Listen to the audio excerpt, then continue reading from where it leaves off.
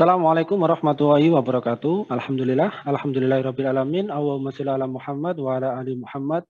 Pemirsa Khilafah News dimanapun Anda berada, salam jumpa kembali bersama dengan saya Aziz Rohman di program Kabar Petang edisi Senin 21 Maret 2022. Insya Allah beberapa menit ke depan kami akan menemani Anda mencermati dan menelaah berita paling menarik dan paling populer hari ini bersama narasumber yang kompeten di bidangnya dan tentunya dari sudut pandang Islam. Baiklah pemirsa, inilah Kabar Petang selengkapnya.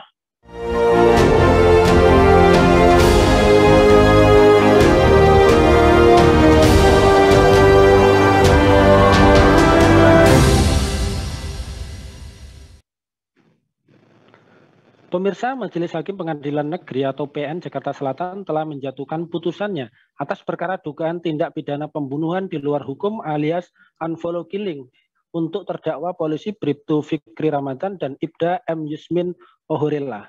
Adapun sidang tersebut digelar pada hari Jumat 18 Maret 2022 di ruang sidang utama PN Jakarta Selatan. Kedua terdakwa hadir secara virtual bersama tim kuasa hukum. Dalam putusannya, Ketua Majelis Hakim PN Jakarta Selatan, Arif Nurianta, menyatakan kedua terdakwa terbukti bersalah melakukan tindak pidana penganiayaan secara bersama-sama sehingga membuat orang meninggal dunia. Di dalam putusannya, Hakim juga mendapati adanya alasan pembenar dan pemaaf sebagaimana yang dilayangkan oleh oleh tim kuasa hukum terdakwa dalam nota pembelaan alias pledoi. Nah, atas dasar itu, Hakim menjatuhkan vonisnya kepada anggota Polri aktif itu dengan hukuman bebas alias tidak dipidana. Nah, pemirsa, apakah vonis Hakim yang memutus bebas dua orang terdakwa di dalam kasus unfollow killing ini sebagai bentuk sidang yang dalam tanda petik sesat? Dan kemudian siapakah sebenarnya penjahat besar yang membunuh 6 laskar FPI serta apakah sidang tersebut bukan proses untuk menegakkan keadilan melainkan proses zalim terhadap keadilan? Pemirsa, untuk membahasnya kami telah terhubung dengan Ketua LBH Pelita Umat, Bung Chandra Purna Irawan. Kita sapa dulu beliau. Assalamualaikum warahmatullahi wabarakatuh, Bung Chandra. Waalaikumsalam warahmatullahi wabarakatuh. Alhamdulillah, ini gimana ini kabarnya, Bung? Sehat, Bung? Alhamdulillah sehat, luar biasa, Allah Akbar. Alhamdulillah, baik Bung, langsung saja nih Bung. Kalau Anda melihat terkait dengan putusan tersebut, ini bagaimana tanggapan Anda terhadap putusan pengadilan yang mengadili dua orang terdakwa di kasus unfollow killing, dua anggota Polri tersebut yang selaku terdakwa di dalam kasus pembunuhan laskar anggota FPI yang divonis bebas. Ini seperti apa ini tanggapan Anda, Bung? Ya, yang pertama putusan itu tentu menimbulkan pro dan kontra ya. Kontra terutama dari komunitas kaum muslimin begitu ya, ataupun dari para aktivis ataupun dari para pencari keadilan gitu ya. Saya kira itu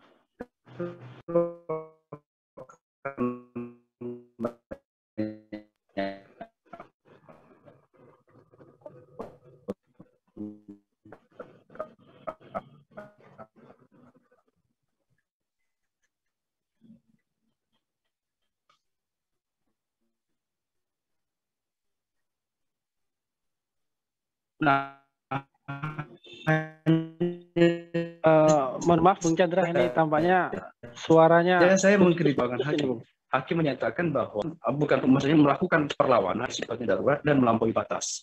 9 ayat 2 KUHP. Majelis Hakim seperti pasal 49 ayat 2 KUHP itu memang di situ ada kalimat bahwa pembelaan diri yang sifatnya darurat dan melampaui batas ya. Itu memang kalau pasal 49 itu ayat 2 itu memang diperbolehkan melakukan pembelaan diri yang sifatnya melampaui batas. Tetapi jangan dilupakan pasal 49 ayat 1. Pasal 49 ayat 1 itu memberikan garis bawah agar pasal 49 ayat 2 itu dilakukannya. Apa pasal 49 ayat 1? Pasal 49 ayat 1 itu di situ bunyinya adalah ya tindakan seketika ya atau sekonyong-konyong dan pada waktu itu juga. Jadi maksudnya refleks begitu ya. Jadi ketika misalnya ada orang tiba-tiba mau mengacungkan, mau menabaskan celurit ke leher, kemudian orang yang dituju tadi membela diri, ya, mengeluarkan tembakan misalnya begitu. Dalam waktu itu juga. Nah, dalam konteks ini maka pasal 49 ayat 2 saya kira dapat dibenarkan. Karena kenapa? Karena tindakannya sekonyong-konyong dan pada saat itu juga dan ketika itu juga. Nah, itu yang menjadi unsur tindakan darurat yang melampaui batas itu dibolehkan. Berarti di situ ada dua kata tuh, sekonyong-konyong atau sewaktu pada saat itu juga ya, dan pada saat itu juga. Berarti kalau di luar refleks pada waktu itu maka tidak dibenarkan tindakan melampaui batas. Misalnya orang itu ditangkap, setelah ditangkap misalnya disiksa, kan berarti sudah melewati batas unsur yang sudah ditentukan pada pasal 49 ayat 1. Nah, ya, seketika itu juga, kan itu batasannya. Jadi seperti orang refleks, ada orang mau membacok leher, kemudian kita refleks membela diri, ditembakkanlah misalkan 2 peluru atau 3 peluru pada saat itu juga. Nah, pasal 49 ayat 2 mestinya berlaku dalam konteks itu. Nah, kalau berdasarkan temuan Ombudsman, ya, temuan Komnas HAM mengatakan bahwa ada dugaan penyiksaan. Begitu juga dalam dakwaan yang disebutkan oleh jaksa. Ya. Nah, kalau begitu, kalau ada penyiksaan, berarti pasal 49 ayat 1 tidak terpenuhi unsurnya. Kalau pasal 49 ayat 1 tidak terpenuhi unsurnya, maka pasal 49 ayat 2 juga tidak terpenuhi. Oleh karena itu, saya kira pertimbangan majelis hakim yang menggunakan pasal 49 ayat 2 KUHP, saya kira ini tentu akan mencederai rasa keadilan di tengah-tengah publik, begitu ya. Nah, oleh karena itu saya kira ini menjadi perhatian penting ya dalam proses penegakan hukum, terutama dalam konteks penghilangan nyawa terhadap warga negara. Demikian. Ya, baik, Bung. Jika kemudian majelis hakim menganggap bahwa perbuatan terdakwa ini bukan tindak pidana dan kemudian ini juga mengusik ya keadilan hukum ya terutama bagi umat Islam sebagaimana sudah Anda jelaskan tadi. Lantas kemudian apakah vonis hakim yang memutus bebas 2 orang terdakwa tersebut ini sebagai bentuk sidang yang sesat seperti itu atau seperti apa Anda melihatnya, Bung Chandra?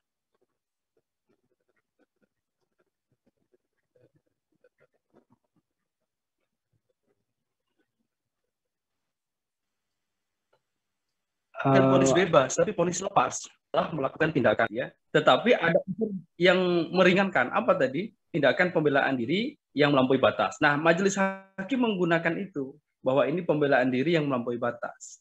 Nah, oleh karena itu tadi saya sudah garis bawahi. Pembelaan diri yang melampaui batas itu dapat dilakukan kalau pasal 49 ayat 1 itu terpenuhi. Apa? Seketika itu. Berarti kan kalau seketika itu pada waktu itu. Saya kasih contoh begini ya. Misalnya ada begal, itu mau begal mobil kita.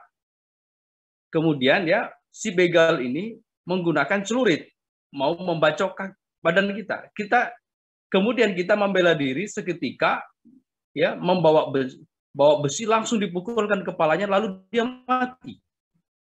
Nah, itu pasal 49 ayat 2 itu berlaku.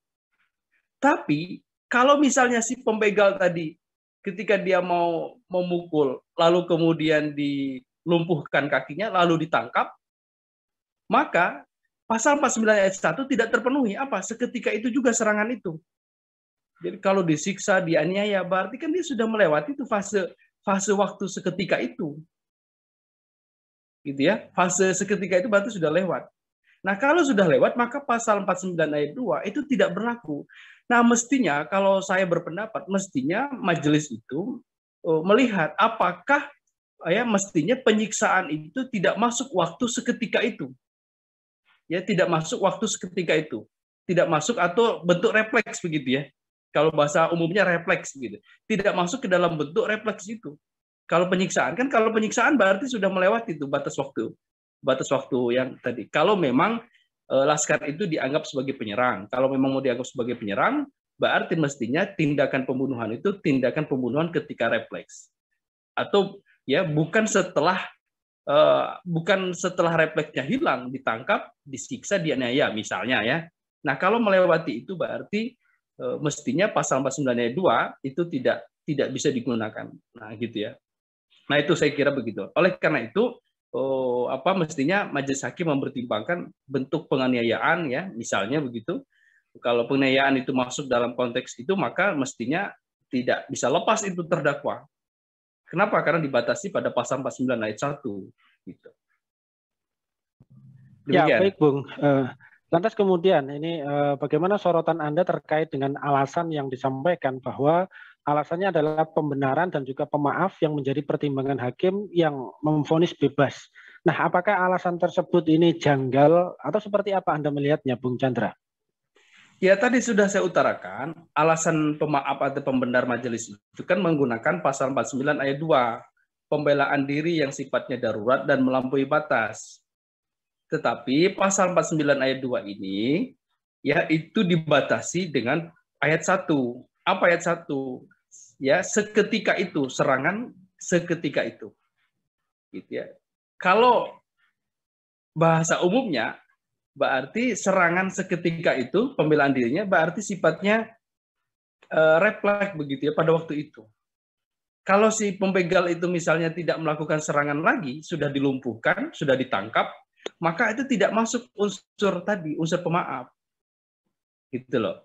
Tidak masuk dalam kategori unsur pemaaf. Kalau sudah ditangkap, sudah dilumpuhkan, gitu ya. Nah, itu tidak masuk kata unsur pemaaf, mestinya begitu. Tapi lagi-lagi dalam majelis persidangan itu kan lebih banyak adu argumen ya dan segala macam, ujung-ujungnya juga majelis nanti yang apa istilahnya mengambil tafsir mana yang akan diterapkan begitu ya. Nah itu. Nah saya kira begitu pendapat. Ya baik Bung. Terakhir Bung. Kemudian apa pendapat hukum dari LBH Pelita Umat terkait putusan majelis hakim yang dibacakan oleh Arif Nuryanta yang menyatakan bahwa terdakwa Fikri dan Yusmin ini melakukan tindakan pidana berupa penghilangan nyawa orang lain. Dalam rangka pembelaan dinyatakan bahwa kepada terdakwa tidak dapat dijatuhi pidana karena ada alasan pembenar dan pemaaf. Ini seperti apa ini pendapat hukum dari LBH Pelita Umat? Pendapat hukumnya LBH Pelita Umat tadi sudah disampaikan dari awal, tapi kita mungkin memberikan sedikit solusi. Saya kira bisa diadukan itu majelis hakim kepada siapa? Kepada Dewan Pengawas, ya. Itu dapat diadukan.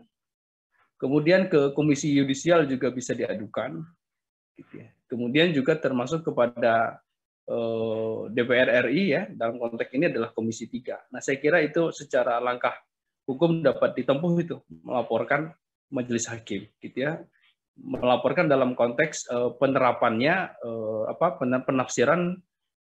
penafsiran menggunakan unsur pemaaf tadi. Nah, saya kira itu bisa dilakukan. Nah, kemudian saya berharap jaksa itu juga melakukan banding gitu ya.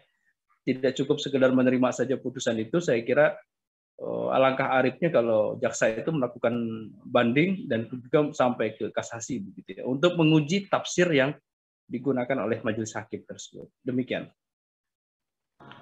Ya, baik Bung Chandra, ini terima kasih atas kesempatannya hadir di Kabar Petang pada edisi kali ini. Insya Allah nanti kita ketemu lagi di lain waktu dan juga di lain kesempatan. Semoga Anda dan keluarga senantiasa sehat selalu. Assalamualaikum warahmatullahi wabarakatuh, Bung Chandra. Baik pemirsa, demikianlah Kabar Petang pada edisi kali ini. Semoga Anda mendapatkan banyak manfaat dari acara kami. Jangan lupa saksikan kami besok di jam dan channel yang sama. Dan jangan lupa juga like, comment, share, subscribe, serta klik tekan tombol loncengnya agar tidak ketinggalan update terbaru dari Khilafah News. Karena hanya di sinilah Anda akan mendapatkan informasi aktual, terpopuler, dan tentunya dari sudut pandang Islam. Akhirnya saya Aziz Rahman beserta seluruh kru yang bertugas undur diri. Wassalamualaikum warahmatullahi wabarakatuh.